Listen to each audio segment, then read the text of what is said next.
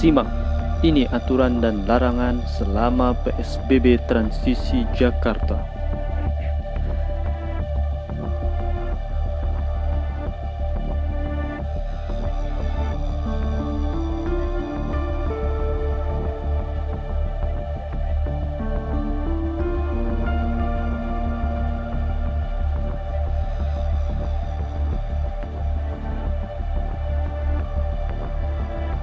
Pembatasan sosial berskala besar (PSBB) masa transisi mulai berlaku di DKI Jakarta mulai Jumat tanggal 5 Juni kemarin. Pemprov DKI Jakarta menetapkan sejumlah aturan dan larangan selama penerapan PSBB masa transisi. Pemprov DKI merinci protokol dalam berkegiatan selama PSBB masa transisi, mulai dari kegiatan perkantoran, transportasi, pendidikan, hingga olahraga.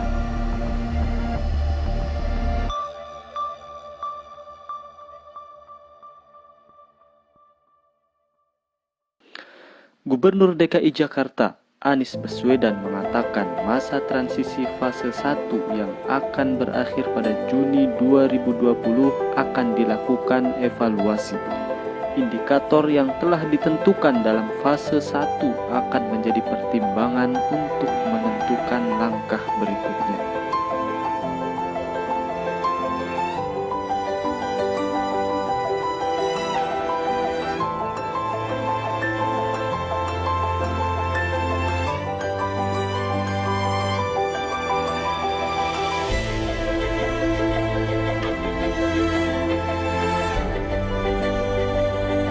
Dalam masa transisi ini, semua kegiatan akan dibuka secara bertahap, namun tak bisa dilakukan seperti sebelum COVID-19 belum mewabah di Indonesia.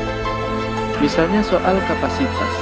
Pada dasarnya, setiap tempat kegiatan tidak boleh penuh 100%, melainkan maksimal hanya 50% kapasitas tempat kegiatan tersebut. Jaga jarak juga harus diterapkan.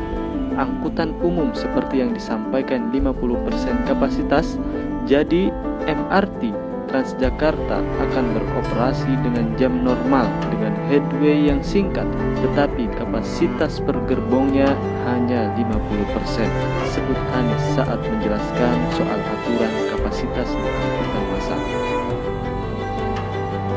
Kemudian mengenai kendaraan bermotor, khusus untuk motor dan mobil. Untuk motor, pemotor tidak boleh berboncengan jika bukan satu keluarga. Untuk mobil juga sama, boleh diisi 100% kapasitas jika penumpang di dalam mobil masih satu keluarga. Namun, bila isinya bukan satu keluarga, tidak boleh diisi 100% setengah kapasitas saja.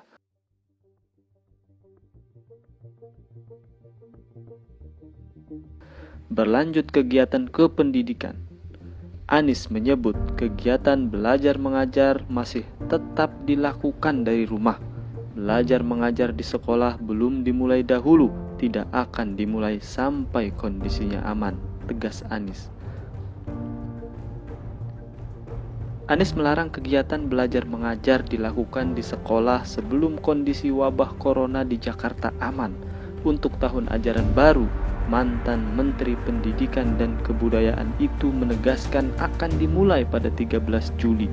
Namun, belum ditentukan apakah kegiatan belajar mengajar sudah boleh dilakukan di sekolah. Jadi, bila kondisi belum dianggap aman, maka kegiatan belajar mengajar belum dilakukan. Tahun ajaran baru memang dimulai tanggal 13, tapi itu adalah kalender akademik, bukan berarti kegiatan belajar di sekolah.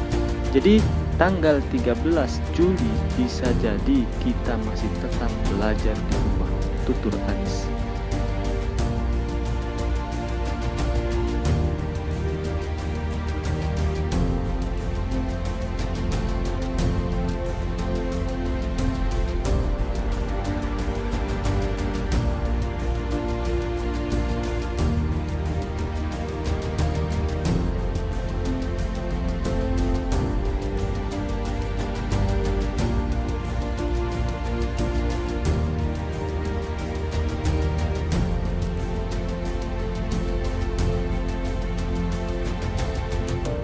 protokol per sektor PSBB transisi DKI Jakarta.